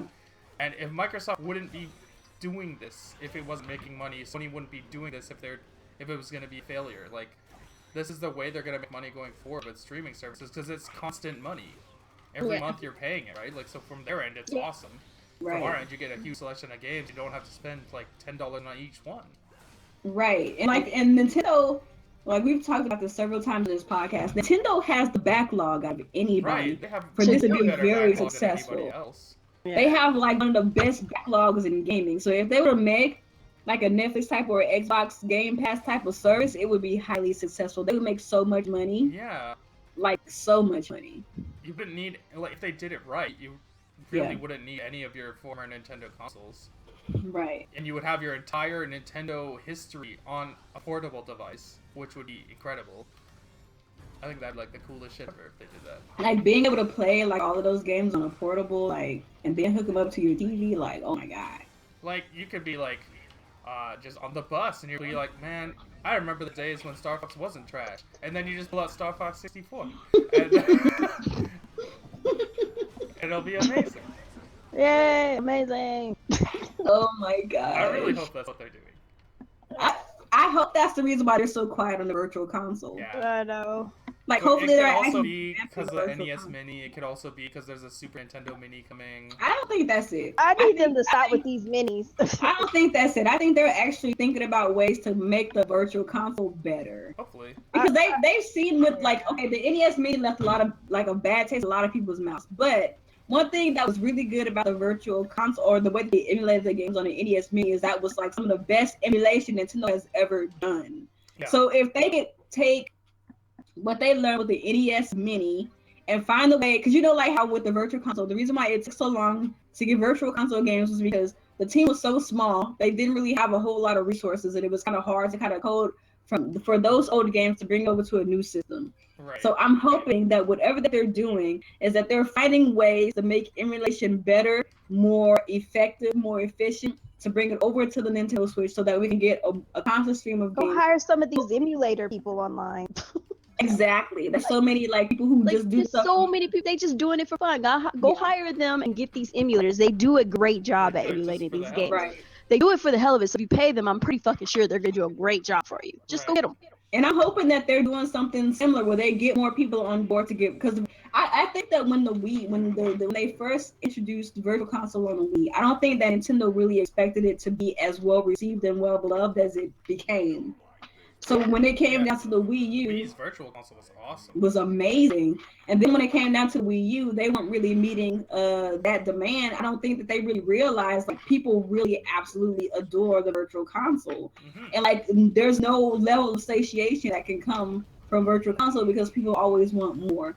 So if they're trying to find a way to revamp the Virtual Console, get more emulated games out there, hopefully making it in the form of a Xbox Game Pass type of service where you can download the game as well as rent them for a short amount of time, like they're winning. Period. It's a win. So, but we can move on to another question. I think we pretty much exhausted that topic. So, a good question from Dave J. Hey, Dave. What is, in your opinion, an overrated Nintendo franchise? He says his personal ones would be Star Fox and Animal Crossing as far as overrated. Nintendo. Yeah. Animal Crossing ain't overrated. It's underrated. Don't nobody believe. I don't see that. I mean, it's a okay. Obviously, the most overrated franchise they have is Metroid. Obviously. Definitely not. I think Metroid is an underrated franchise. It's not though, because the way you gotta look at it from the way I'm thinking. He is triggered, John. He is triggered. I'm not triggered. This is how nobody talks about Metroid. I feel like as much as they should talk about Metroid. No, I think it's the opposite. I think people talk about it so much, but when the games come out, nobody turns out to buy them. Yep. That's I don't think that makes it overrated. I think it would. I think the thing with Metroid is Metroid. The reason why it seems like a lot more people love it than not is because the few people that actually do like it are very vocal about it. But it actually doesn't have as big of a franchise as big of a fan base as other Nintendo properties, because Metroid has always been one of those kind of games where it's kind of been like a very popular game, but at the same time have a very like cult following, sort of like Earthbound, for example. You know what's really like overrated? Earthbound. Donkey Kong is overrated. That's what's overrated. Really? You yeah, think Donkey Kong I is think overrated? Donkey Kong is overrated. Yeah. Wow. Donkey Kong games are consistently good. I think that there are overrated. I think there are some franchise, like some installments in the Donkey Kong franchise that are overrated. Like I think Tropical Freeze is overrated. I'm sorry. That's like it's a good game, but I didn't feel nearly as much love for it as a lot of other people did. Sorry. I traded it in to put towards my Switch, and some people were mad. But hey, it is what it is. I feel like Tropical Freeze is overrated. I'm sorry.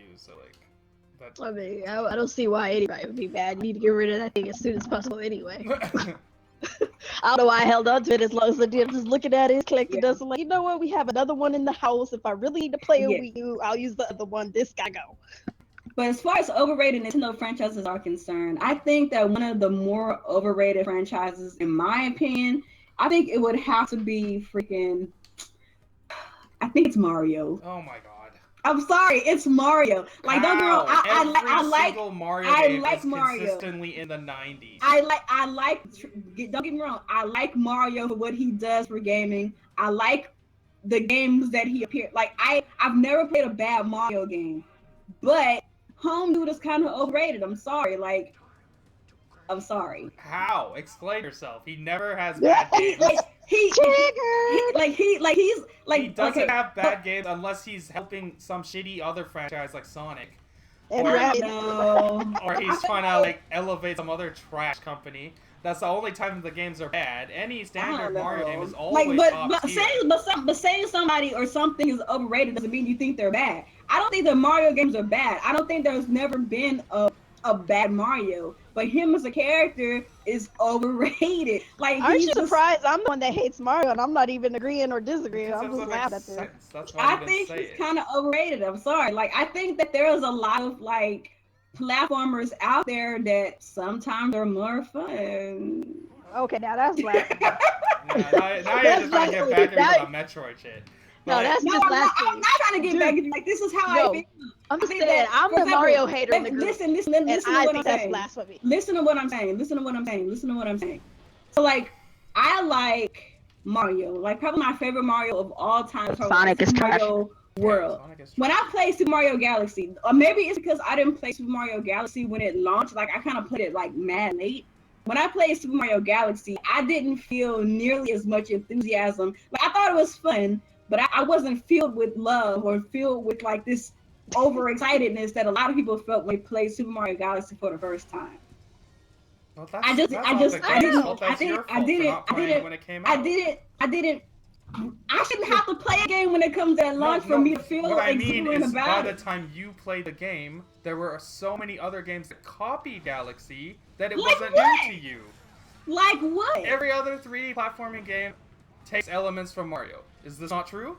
I've never played a game like Mario Galaxy though. Like when I played Mario Galaxy, I hadn't played any other game like it. We have to be real though. Every platformer takes their cue from Mario because Mario is the god of platformers, point blank. But I haven't played, like, I don't play platformers as much as like some people. So like I haven't like when I played Mario Galaxy, Mario Galaxy, I hadn't really played any other. It's just my thing is like when you think platformer, the first thing comes to your mind is Mario. It don't matter what you ever played before that. When you think platformer, you think Mario because like I said, is the god of platformers. Mario is a great, like, here's the thing that y'all are finding a disconnect. When I say that something is overrated, that doesn't mean that I'm saying I didn't say bad. you're saying it's bad. I know you're not saying it's bad, but it's just blasphemy what you're saying anyway. I am the Mario hater. I think Mario himself is overrated, sure, not the games. Laser Dude said, I think your mindset was overhyped and influenced by the love of other gamers. Galaxy was the GOAT. Maybe it's because people were so overjoyed by it. And then when I played it, I was kind of maybe thinking about how everybody else was excited about it. And when I didn't feel the same way, I was kind of mad. But I feel like even still, when somebody says something that's great, if I think it's great, I think it's great. Mario Galaxy did to platforming games what Breath of the Wild did to open world games. It's that much of a shift. Like, I don't understand, like, where you're even coming from. I feel like Super Mario 64 did more for platformers than Mario Galaxy did for platformers. He's so sad. We agreed to disagree. Moving on. Okay. All right. So let me see. It's not ignorant to have an opinion, but anyway. So this question here that I have. Oh, Chariot Man, stop! Oh my God, I didn't ignore your question. It was about E3, and I announced before we're not talking about E3 because we're saving it for next week. Anyway, calm down. Right. I'm just saying, like, we literally said we're not talking. We're not ignoring you on purpose. We're not taking E3 questions. I am, because I can't see the chat, but that's different. Anyway, just put it like this: we ain't talking about E3 next week. All right, we're doing it next week.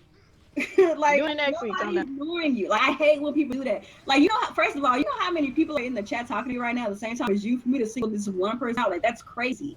Anyway, so next question. Well, let's make it clear. Everyone, leave your E3 questions to next week.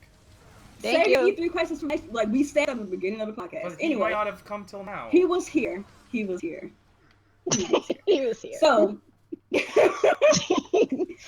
people don't listen, that bothers me. Anyway, do you think that Beyond Good and Evil 2 will have will be exclusive or multi-plat? This is from Phantom One Op. It's probably gonna be multi-plat. I think it's gonna be multi-plat. Which I don't care either way. Nintendo would be smart to secure it as an exclusive. I don't think that. How do we even know that this is even gonna happen? Like, the guy announced it. He confirmed it's coming. Who did? Marcel, or whatever the fuck his name is. Did he really? That Ansel dude. He really? But did he confirm that? He confirmed it without confirming, because he said, somebody asked him, "Are we gonna see Beyond Good and Evil 2 at E3?" And he said, "We are working on it, but we're not ready to show anything yet." So that we're not gonna see it at E3. We're not gonna see it at E3, but it is real. That's crazy. I actually thought that was kind of like a little, like, rumor floating around. He announced it without technically announcing it. Yeah. Yeah.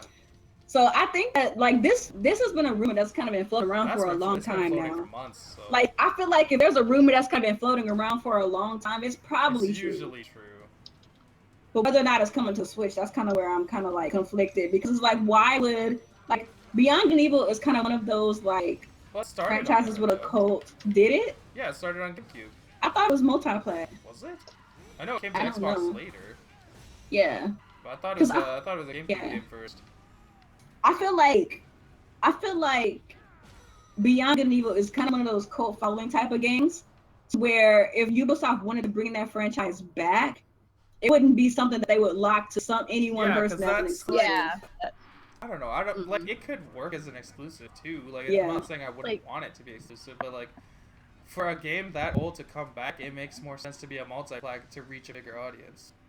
Yeah, I think it's gonna be multi-plat. If it does come, it's gonna be if there's any dealing with the Switch, it's probably gonna be like timed exclusivity or specific like Nintendo costumes or something.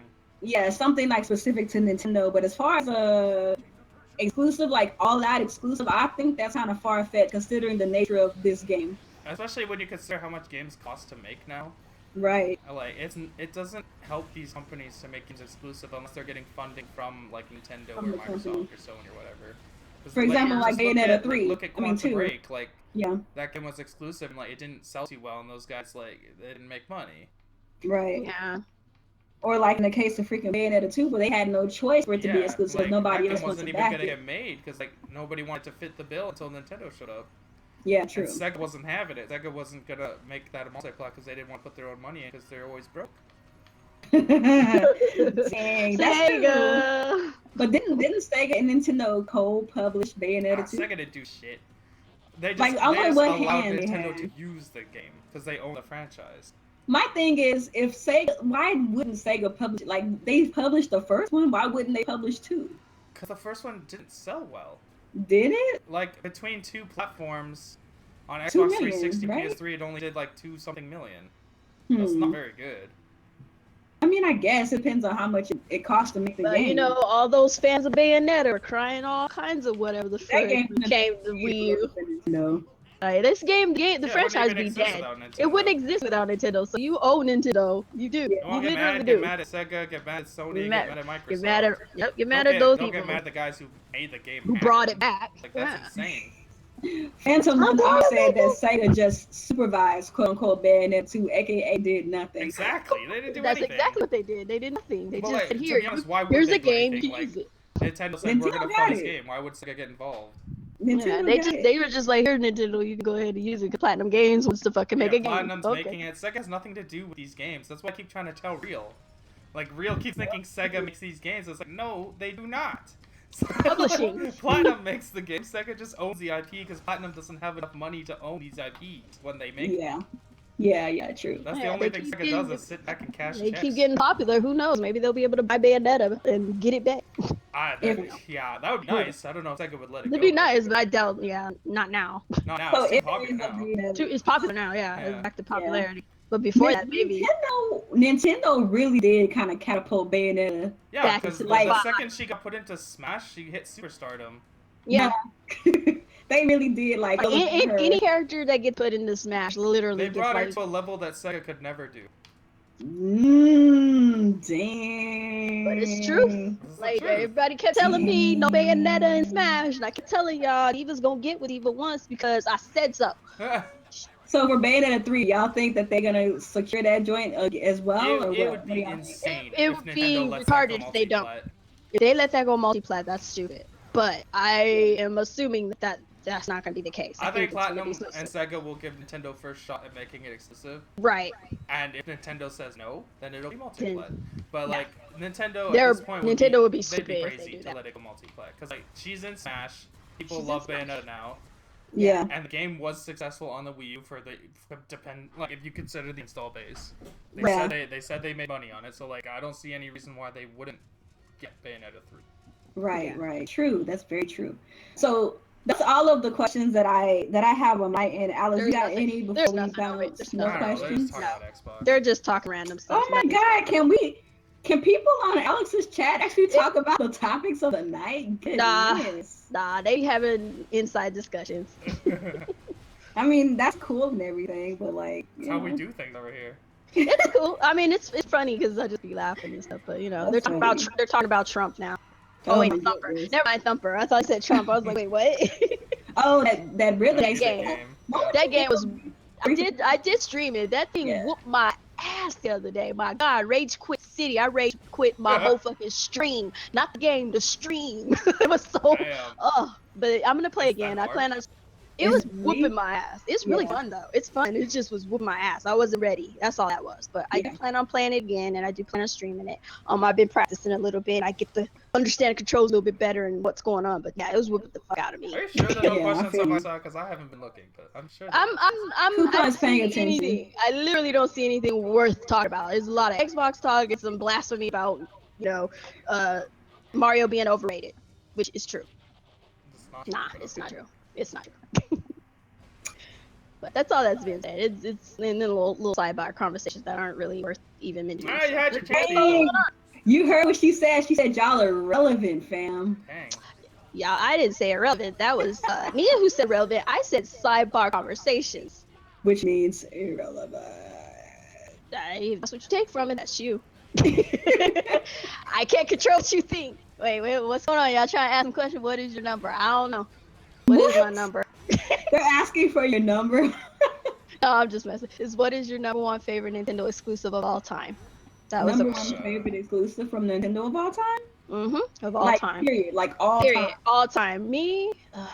Oh, that's hard. That is hard because it's a toss up hard to between choose. Zelda, I like Bayonetta, games. and yeah, same here. Now, when he says, like, favorite Nintendo game, does he mean, like, game franchise or, like, Just game? favorite game. Nintendo exclusive. It says Nintendo exclusive of all time. So if it's exclusive to Nintendo, then yeah. Okay, if we're talking about franchises, Not franchise, Zelda. a single game. If we're talking about Just single no. games, He didn't say franchise. He said game. okay. If we're talking single games, it's probably going to be a toss-up between Breath of the Wild and A Link to the Past, Zelda. Like, I think Strangely for me is Breath of the Wild, Xenoblade Chronicles X, and Bayonetta too. Yes, oh my god. Those So are my many three. I have to good give you three games. because I can't give you just one. So many good games. Yeah, like, it's Breath of the Wild. so many obviously, good games. but, But but out of I all feel three, like- Breath of the yeah. Wild. Out of I those feel three, like- Breath of the Wild. yeah. I feel like with Breath of the Wild, if it wasn't for the ending, Breath of the Wild would obviously be my top. I'm just going off of gameplay alone. I don't care about story and none of that shit. Okay. Gameplay alone, Breath of the Wild. Breath of the Wild is a Now, story-wise, I would probably go Bayonetta because they have more of a story. yeah. But so did Xenoblade Chronicles X, but they left us on a cliffhanger, and I'm kind of pissed about that. So it's like, and with X really didn't have like a big drawn-out story, but they did have enough for you to be like, okay, now why would you end the game like that? So, Xenoblade or Bayonetta? so Xenoblade. Xenoblade, yeah, Xenoblade, man, Xenoblade. they have to clear that up. They need to clear that up. Like, if they're doing this roundabout way of doing it through this new Xenoblade 2, or I mean, Chronicles 2 or whatever. It's gonna mention the other game in this though. Because Chronicles 2 has a lot. Doesn't this The take thing place is, way later? see, what I'm seeing is like when I was looking at Chronicles, like all the information it showed of Chronicles 2, it has a lot of elements from X, Right. which was weird to me. And then, but it had it's the nothing to same do with the universe. first one. Yeah, it's the same, but it had nothing to do with one whatsoever. Yeah. So it's like, huh? It's like 100 years in the future or something, right? Yeah. Right. But I thought it would still have like some kind of elements from one, Xenoblade but it's 2. most of those elements in 2 is from X. Yeah. And I'm just like, You know oh. what? That's actually a really good point. So it's like, if is you- this yeah. is this kind of like a super in the future after Well, everything this is that in the happened? future after X, right? But I thought this was supposed to be after I thought it was one. supposed to be after the first Xenoblade. Yeah, because No, Chronicles. it's not even the same character. Well, no, I know that they weren't gonna like- make it. It wasn't yeah. supposed to be the same character. They weren't gonna do that to begin with. But They were gonna do that. Yeah. I thought it was just gonna be. I thought because it's Xenoblade 2, right? It's Yeah. like. Yeah, so I thought it was after, the one with Shulk. I thought it was sometime in the future with Shulk. Yeah. But it's literally sounds like sometime way in the future of what's going on with They probably X, just want to make sure nothing collides with each other. which makes sense. So you're saying that the game is supposed to be after the events of X, Yeah. Like, that's what it looks Xenoblade 2. That's what it seems like. But I thought because it's called Chronicles 2, I thought it was gonna be a, whatever the fuck after 1. And it has no similarities to 1 whatsoever. It's more similar to 2, but obviously way in the future. Yeah. Phantom 1 Offset takes place in the same timeline as the first Xenoblade and not X. But it has no. I don't know. We'll find out when it. I'll wait until they We'll say see. something because They're obviously gonna talk. yeah, about they're it. obviously gonna talk gonna about talk it. about Yeah, it. so we'll It find is out. coming this year, whether you want to Yeah. believe it or not. Yeah. That's what they're saying. So. I'll be honest with you. I'm looking forward to Xenoblade 2 because I enjoy Xenoblade X so much, but I still want my Xenoblade X. Yeah. I need my closure. I need to know what happened at the end of there because I need to know what happened. Hondu went and did what he did, and I need to know what the frick. I need to know what's going on. I'm just saying the cliffhanger pissed me off.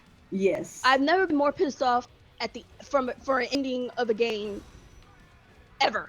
Because I never played Mass Effect, so I don't know how y'all felt about that ending or whatever. Because I heard that was a horrible thing. But this is retarded. How you just gonna end like that?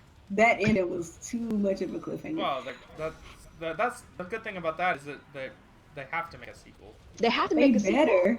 So I gotta see it in the next there's couple always of that. years. Yeah. We'll see. Yeah. I'm looking Alright, forward to I'm just Xenoblade happy 2 like the regardless. Switch is like so JRPG happy. So you're So like they Yeah. want finally to. gonna get Do you? another one. Yeah. Do you Yeah. think leaving games on a cliffhanger sucks? Hell yeah. Unless you know you're getting a sequel, then okay, fine. But I still don't think you should end it on a cliffhanger, even if you are getting a sequel. Yeah. There should be room for there should be closure for that first game, and Right. still leave enough story to let you know, hey, we're done with this storyline for this game, but there's still something else under the surface that you can, that we're going to be elaborating on in the next game. Right. You see what I'm saying? So it's not a cliffhanger, so to speak. You finished everything that's going on in your first game, but it left enough for you to be like, well, what happened here? What happened? Well, we're gonna explain about that, but we're done with the overall story that you were following. Right. Like, but not with the what happened in X. Like the whole That story is still cliffhanger open. was just, it's still like we still don't know what's going on. Like the whole story is just open. Yeah. You got a lot of who, what, where, when, and why going on, and no answers. But we'll see it. I'm pretty sure they got that coming. I think we're gonna see more Xenoblade at E3. That's gonna be really. I don't really see any more questions. A lot of Xenoblade at E3. Yeah, I want to see. I want to see some new stuff from Nintendo. Well, we're not talking about E3, but we'll save on What that. Nintendo series would be perfect for an anime movie? The one that you saw during when Smash Bros was announced. Shorts, yeah. Yeah, especially the one with Link and fucking Kid Icarus. Yeah, that would be nice. Was awesome. That would be perfect. Fox. Yep, the Star Fox anime was cool too. It was better than the game. Yep. That's facts. Everything's better than the game. That's facts. That's facts.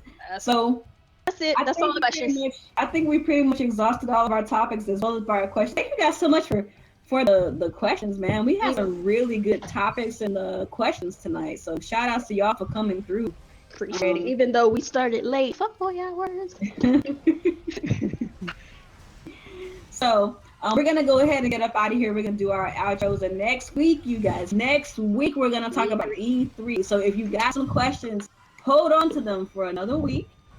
We're talking about all of that stuff next week. So I'm gonna start with Kuuppon. Kuuppon, go ahead and give your outro. Let the people know what's going on with you and your channel, things of that nature. Cause we struggling over here, boys. We struggling. So the struggle is real over on my channel, Kuuppon Stives, Game Diva. I do plan on streaming maybe tomorrow. I'm not sure. Might be Thumper. Might be some Paragon, Overwatch. The usual. And we'll see what's going on. So just come hit me up, Kuuppon Stives, and it's gonna be Kuuppon Stives on Facebook. It's gonna be Kuuppon on Twitch, and it's also Kuuppon on Twitter. So there you go. All right, Alex. What's going on, everyone? ActivesiN here. It's another week of Team Red Talks Nintendo. E3 is almost here, 2 weeks away, people. So yeah, get your E3 questions ready for next week. We'll be doing a lot of E3 predictions. This week, some cool stuff. Smash League turned out to be fake, but whatever. We all kind of knew it was. Yeah. But you can bet your ass you're gonna get a Smash Brothers game on the Switch. Don't worry. Yeah. For sure. We talked about some. Oh my God, we talked about some stupid things about Mario. But yeah, there was some fun stuff to talk about today. But yeah, thanks for dropping by. And what else is going on here? Mario Kart Mondays are still going strong. This upcoming Monday will be battle mode, so turn out for that, people. Mario Kart Monday, 6 p.m. Pacific time. It is always fun until we start getting disconnect, then it's not so fun. But oh my God, Monday was terrible. But you know that 3 days of maintenance, right, Nintendo? Didn't seem to be too much. Didn't do a damn thing. It was terrible. Hopefully we have some better luck. This weekend, of course, ARMS, the second, the last of the global test punches. I'll be playing those, streaming those, so check those out. I'll be clowning fools with Ribbon Girl. I actually get to play it this weekend.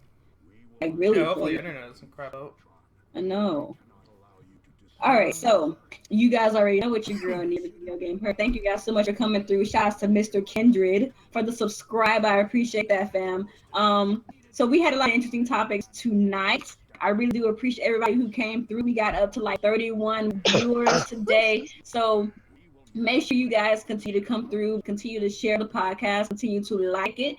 Make sure that you let everybody know, hey, come check us out. We usually have our podcast on Tuesday at 8 p.m. Central Time, but we were not able to do the podcast last night, so we have to switch it to today. But next week, we should be back on our regular schedule for Tuesday at 8 like Alex said, don't forget to come through for Mario Kart Madness Mondays on Monday nights at 8 p.m. Central Time. We usually give away an eShop card to a random winner. You have to participate in the actual tournament to enter yourself. You don't have to win to win the giveaway code. So make sure you guys come through, stop through, and make sure you participate in the stream. Usually Alex is streaming, sometimes I'll stream. If you're not in the stream and we call your name for the giveaway, if you do not respond, we're gonna pass on to the next person. So make sure you come through, you come to the stream for just in case you win that code. If you're not, you're missing out. As far as my channel is concerned, I have been doing some streaming lately. I've been kind of slacking because of work and other things have been keeping me occupied, but I should be a little bit more consistent now. I'm gonna try to pop out some more actual videos because there's a couple of reviews and impressions I need to do that I'm like mad behind on, so I got to get those done for y'all. So make sure you come through for that. If you're not subscribed to me, Alex or Kuuppon, make sure you do so. I do leave our descriptions or in my description box. If not, it'll be updated at a later time, probably after this podcast. Make sure you follow us all on Twitter because that's when you will find information about our podcast and Mario Kart Mondays and any interesting topics we might be talking about on Twitter with other gamers. So yeah, come through. Thanks again for stopping by. We'll talk to you guys next week. Peace. Deuces! Mario's not over. Not facts.